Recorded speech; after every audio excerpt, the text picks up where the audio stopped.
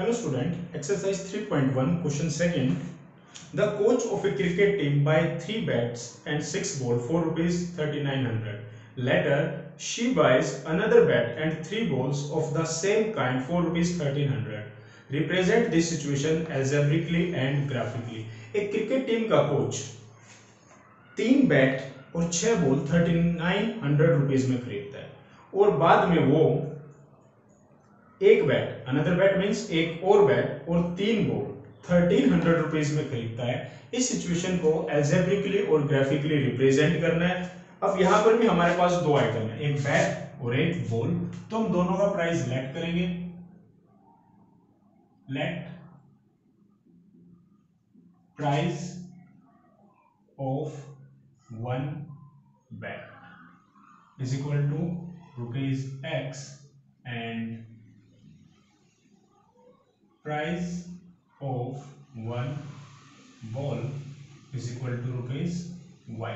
Now according to question के according उसने कहा कि सबसे पहले 3 बैट और 6 बॉल खरीदिए। तो एक बैट अगर x रुपीज का आता है तो 3 बैट की कॉस्ट 3x और एक बॉल अगर y रुपीज की आती है तो 6 बॉल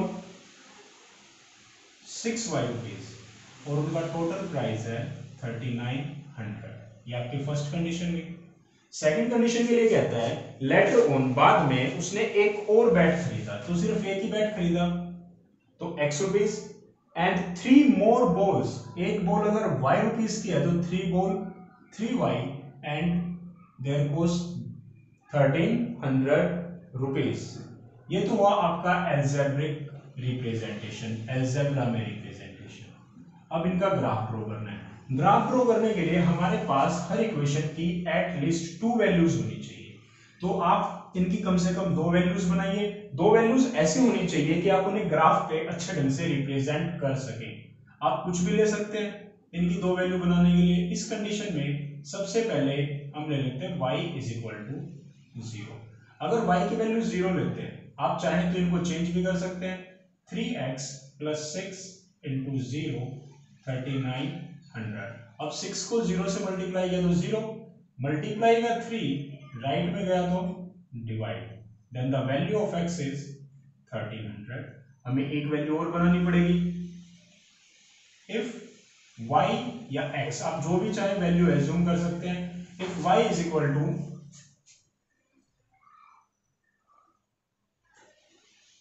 400 या चलो 500 ले लेते हैं, then 3x is equal to 3x plus 6 into 500 is equal to 3900. 3x plus 3000 is equal to 3900. Then x is equal to 3900 minus 3000 divided by 3. Then the value of x 900 divided by 3, that is 300। अब इसकी एक table बनाइए। कम से कम 2 value, आप 2 से ज्यादा बना सकते हैं, कोई प्रॉब्लम नहीं है। अगर आपने पहली कंडीशन में y की वैल्यू 0 ली तो x की वैल्यू आ गई 1300, और अगर आपने y की वैल्यू ली 500 तो x की वैल्यू आई 300। आप इन वैल्यूज को चेक करते रहिए। जैसे मैंने y की वैल्यू यहाँ से 300 आई तो 3 3 जा 900 और ये 5 आया तो 5 6 जा 30, देन 3000 into 900 3900। सेम ऐसे ही हम यहाँ पर 2 वैल्यूज बनाएंगे। If y is equal to 0 then x is equal to, यहाँ पे 0 पुट करेंगे तो y की वैल्यू तो खत्म ही हो जाएगी, तो x is equal to 1300 या पूरा पुट करके निकाल सकते हैं। If y is equal to 100 ले लेते हैं, then x is equal to, पहले तो y की वैल्यू पुट करेंगे 100 is equal to 1300, then x plus 300 is equal to 1300, x is equal to 1300 minus 300, x is equal to 1000। फिर इसके लिए एक टेबल बनाइए और दोनों वैल्यूज को उसके अंदर लिख दीजिए। तो टेबल के अंदर वैल्यूज है हमारी x और y। आप कोई भी वैल्यू ले सकते हैं, उसमें कोई प्रॉब्लम नहीं है। फर्स्ट केस में y की वैल्यू 0 ली गई तो x की वैल्यू आ गई 1300, और सेकंड केस में y की वैल्यू अगर 100 ली गई तो x की वैल्यू आ गई 1000। अब इनका ग्राफ, ये तो हो गया आपका एल्जेब्रिक पार्ट। अब इसका ग्राफिकल पार्ट मींस हमें ग्राफ ड्रॉ करना है। ग्राफ ड्रॉ करने के लिए हमारे पास दो एक्सिस होने चाहिए। आप ये सारा काम ग्राफ पेपर पे करेंगे। जितना पॉसिबल हो सकता है मैं कोशिश कर रहा हूं कि आप हर वैल्यूज को एक सीधी लाइन पे अच्छे ढंग से समझ सकें और उसको ड्रॉ कर सकें।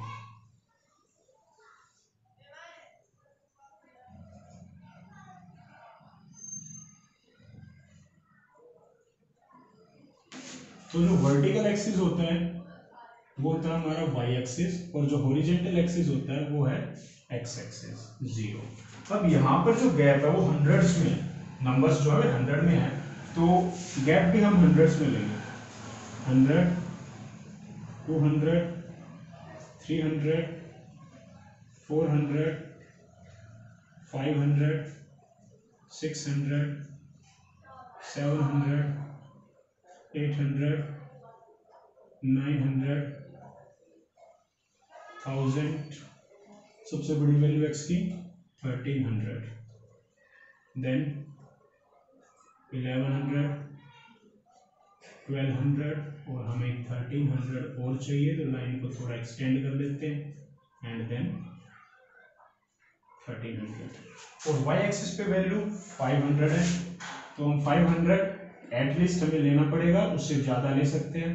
100, 200, 300, 400, 500, 600, 700, और ये चलता रहेगा।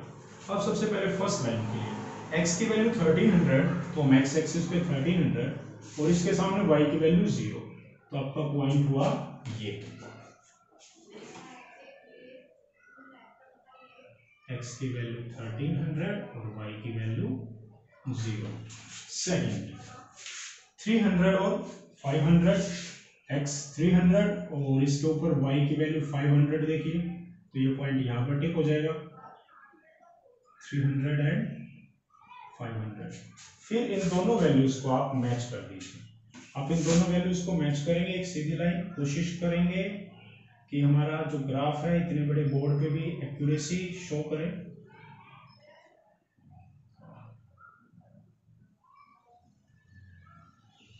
तो ये आपकी लाइन ड्रॉ हो गई। लाइन के दोनों तरफ एरो लगाए और इस लाइन के ऊपर इसकी इक्वेशन को रिप्रेजेंट कर दें, that is 3x plus 6y is equal to 3900। Second equation के लिए x की वैल्यू 1300 ये रही और y की वैल्यू 0, मीन्स सेम पॉइंट आ गया।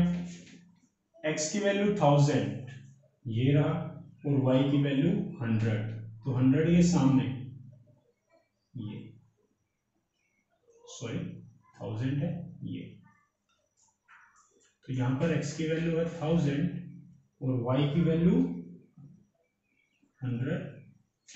इन दोनों पॉइंट्स को मिलाइए और एक लाइन ड्रॉ कीजिए। ये दोनों लाइन जहां पर भी कट करती हैं वो आपका सॉल्यूशन होगा।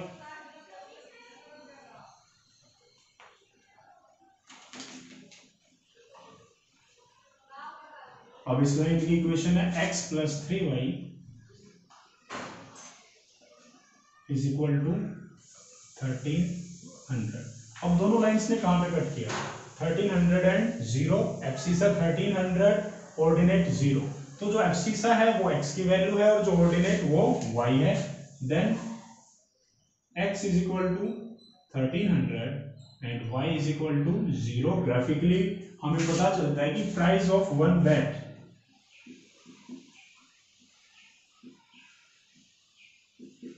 ₹1300 है और प्राइस ऑफ वन बॉल ₹0।